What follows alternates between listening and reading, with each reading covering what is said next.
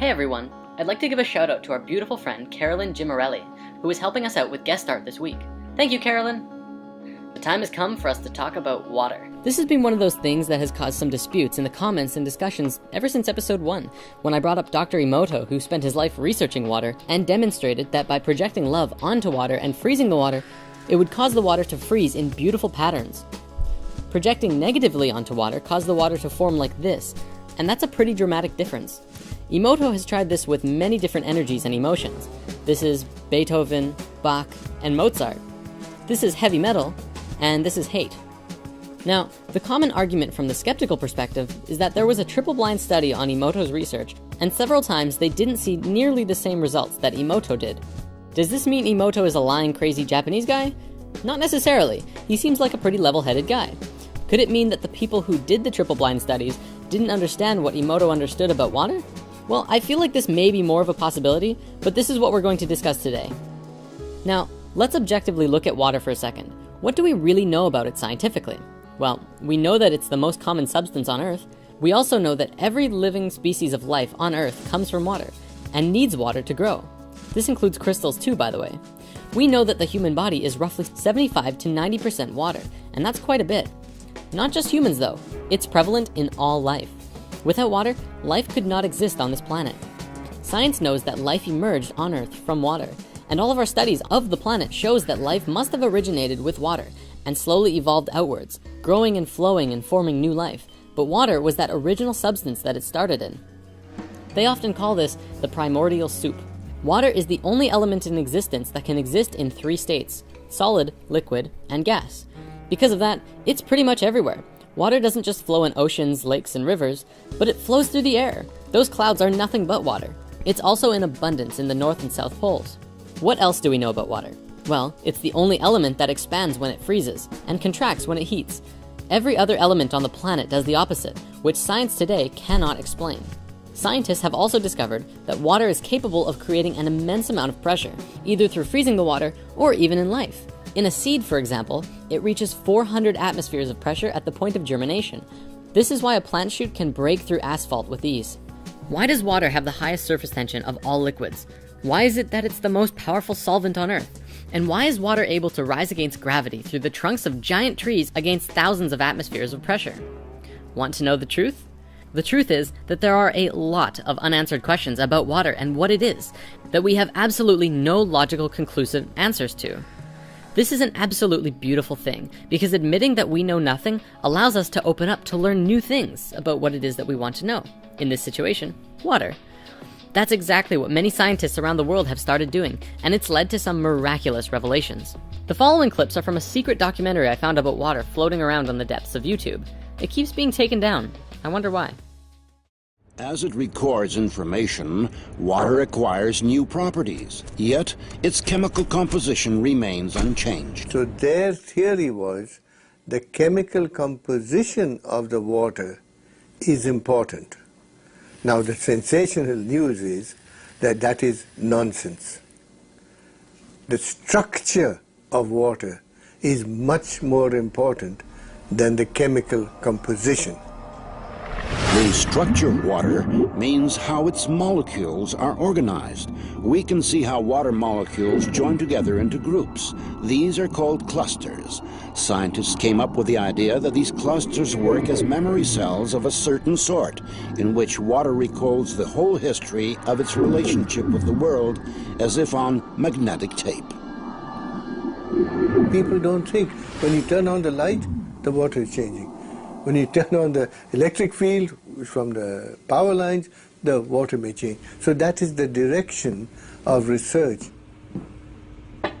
Water, of course, remains water, but its structure, like a nervous system, reacts to any irritation.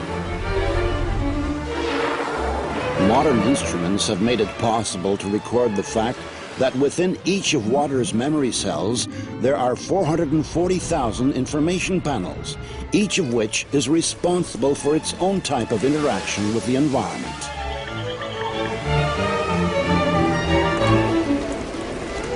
If you consider a cluster as a group of specific molecules, then it can survive only a short amount of time.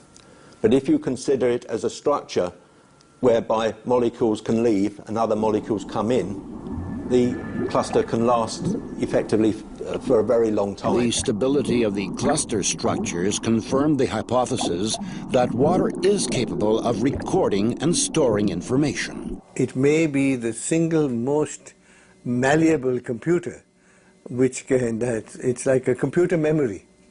It's the memory of information. We must know how it is arranged. It is like the alphabet. If I give you the alphabet, you don't know a word, you don't know a letter, you don't know a sentence. So the molecular structure is the alphabet of water. And you must make a sentence out of water, and you can change a sentence. See, it's not just Emoto who's doing research on water, but many scientists, especially a lot of Russian scientists too, are hammering out amazing water discoveries every day. Emoto kind of led the way publicly when it came to the crystallized water freezing though, which opened up many avenues of public discussion. Now that we've looked at the light side of things, it's time to take a look at the darkness. Remember, everything is energy and all energy can be transmuted from light to dark, or vice versa. This is how water flows naturally in nature. Doesn't that look happy? Water flows and curves wherever it needs to go. However, water makes a different trip when it goes into our homes. It goes like this. Lots and lots and lots of right angle turns and hard edges. If you've read the Emerald Tablets, you might remember Thoth describing in Tablet 8 the story of how he existed in the realm of curves, and it was amazing, but then he ventured into the realm of angles and was chased down by demons. Now, the story itself, I feel, cannot truly be comprehended from our current level of consciousness, but yet it has a striking connection to how we damage our water through our technology. This doesn't flow, it's not healthy. The natural structure of water is broken apart with every turn. On an even greater scale, it is known that most cities work on a closed-loop system. This means that the water we use is continually recycled over and over. The water passes through aggressive chemical purification and powerful filters. Then, the water returns to our homes, still remembering the chemicals and violence it was subjected to. Even worse than that, though, is the informational pollution that the water accumulates as the water flows down miles of long pipes through thousands and thousands of homes and apartments. We are polluting our water spiritually, and it's happening on a huge scale. The water adopts all of the stress, fear, and anger in our lives. By the time it gets to our bodies, it is not in very good shape at all, and it's not benefiting us by drinking it. Now, I realize that that's pretty dark, but the most important thing to remember is that everything is energy, and all energy can be transmuted. So let's talk about that. What are some practical solutions for both cleansing our own water and getting cleaner and healthier, happier water into our bodies? First, I believe that this is another one of those many uses of orgonite. If we throw orgonite into our sewers or just keep them near the pipes in our houses, that will begin to drastically alter and begin a positive transmutation of the negative energy in the water into something more fantastic. Second, make yourself some spirit water. Since we discussed spirit water in crystals part 2, many individuals have written in to tell how they are no longer drinking coffee in the morning because they are putting crystals in their water before they go to bed and having a healthy, fresh glass of charged and vitalized water before their day instead. By bringing that healthy energy into your being, you're able to use that frequency and make yourself healthier and think clearer, and bring more high frequency and happiness into your life and all those around you, which in turn will spread more love. If our ancestors were able to make healing water using silver jars, what's to stop us from doing it too? Third, I think it would be amazing to do a weekly water meditation. Every Sunday, I'm going to go into meditation and put my intention and focus on healing and rejuvenating the water of the planet. It doesn't have to be at a synchronized time, we'll just say at some point on Sundays. You can work on transmuting the water in your body, or in the water flowing through your house, or for the whole planet. It's up to you, and every meditation will count, because you're setting your intention and projecting your consciousness that which you desire.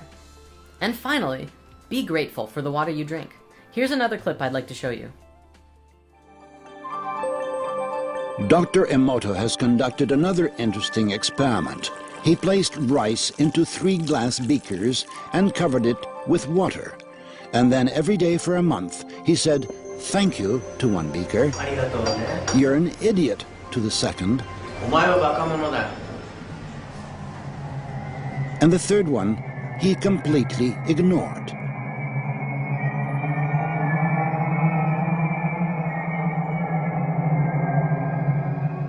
After 1 month, the rice that had been thanked began to ferment, giving off a strong, pleasant aroma. The rice in the second beaker turned black. And the rice that was ignored began to rot. Dr. Emoto thinks that this experiment provides an important lesson, especially with regard to how we treat children. We should take care of them, give them attention, and converse with them. Indifference does the greatest harm.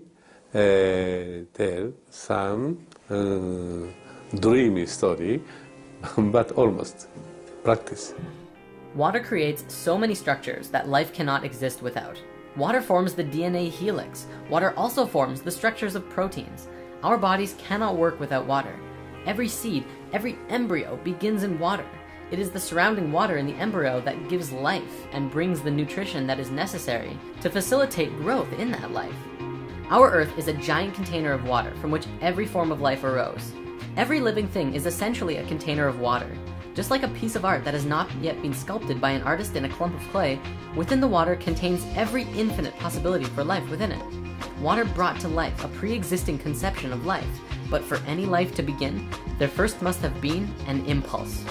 Every species of living being constantly strives toward its own perfection, and it all came from the same original consciousness, the same source.